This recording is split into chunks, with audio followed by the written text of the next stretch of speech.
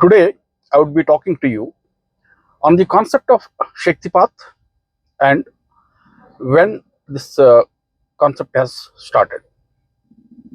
The earliest reference to the word Shaktipat can be traced back to the times of Ramayana, when it is believed that sage Vasishtha has performed Shaktipat on Lord Ram and his brother when they were studying in his Gurukul.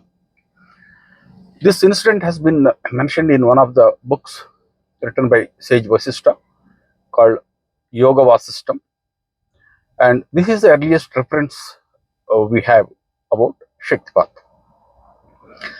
Now, Shaktipat, the practice of Shaktipat is believed that popularly once in a cycle of 600 years, it becomes public among the mainstream society, and for about another 600 years, it becomes secretive.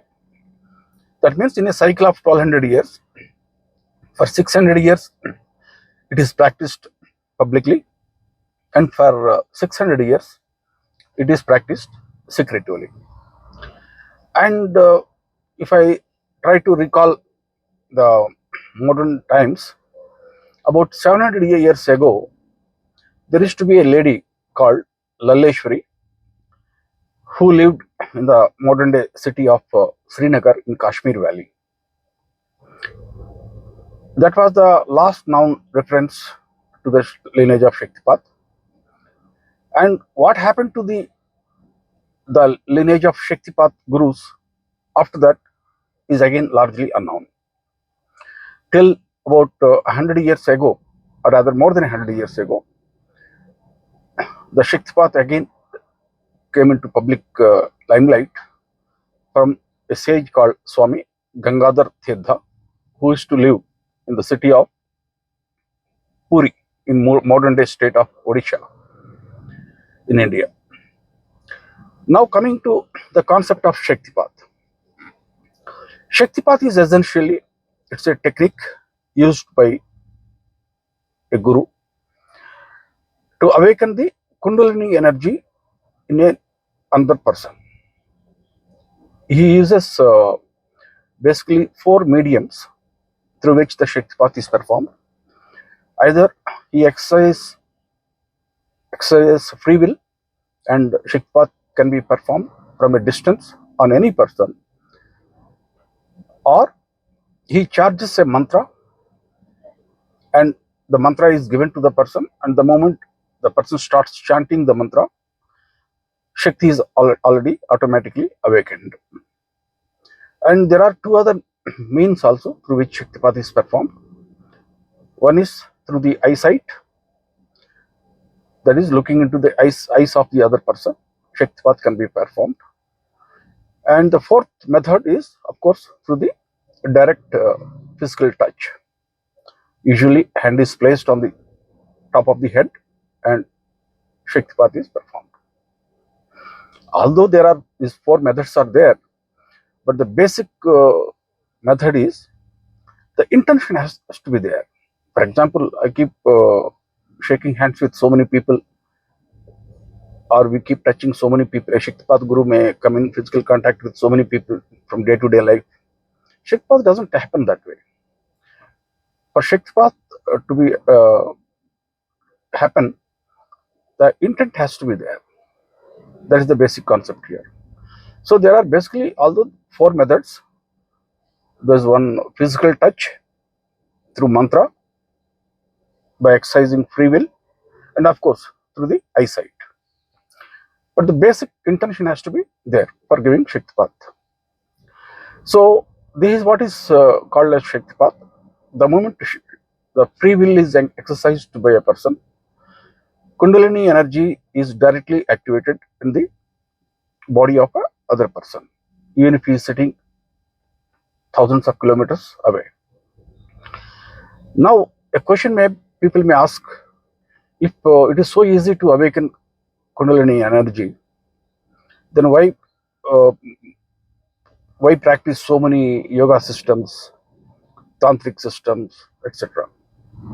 The reason is Shaktipat cannot be given to everyone.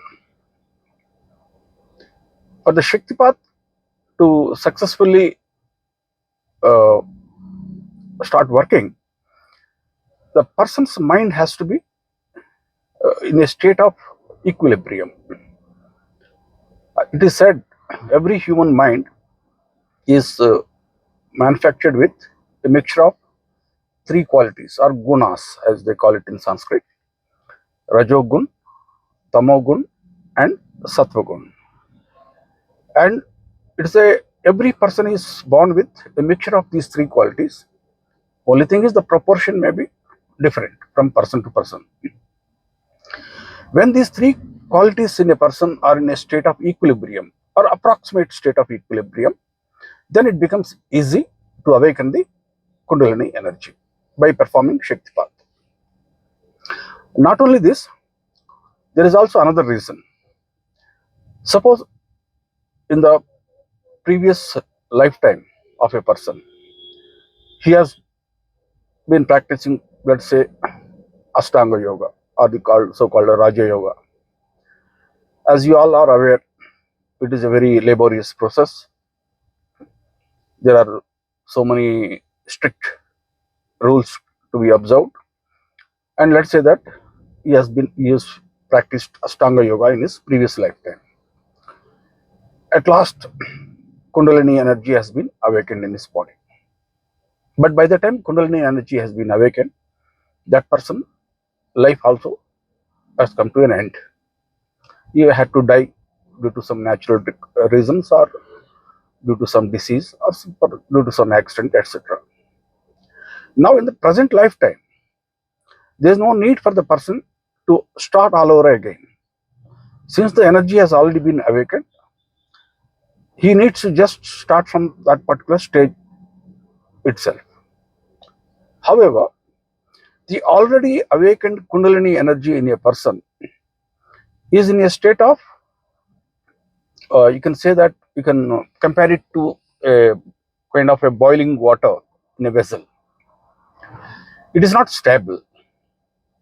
So, in order to stabilize it, Shaktipat needs to be performed on the person. So, therefore, when Shaktipat is done, there are two things which happen. Either the Shakti is awakened afresh in a person, or if it is already awakened in that person, it gets stabilized. So, these are the two objectives of performing Shaktipat.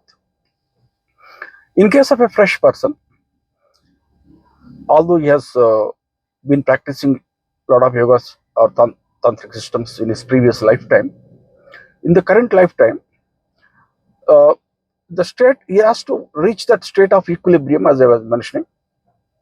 The moment that the state of equilibrium is achieved, Rajogun, Tamogun, and Sattvagun are approximately in equal proportion. It is a natural principle that he will bump into a Shaktipat Guru automatically, and he will be receiving the Shaktipat initiation. That means when the disciple is ready, the appearance of the Guru is a natural phenomenon. Why it happens and how it happens, no one knows. It seems to be a kind of a cosmic principle. That means when a person is ready for receiving Shaktipat, the Shaktipat Guru automatically appears. So that's all I wanted to speak to you today about the concept of Shaktipat and how it all started. Thank you very much.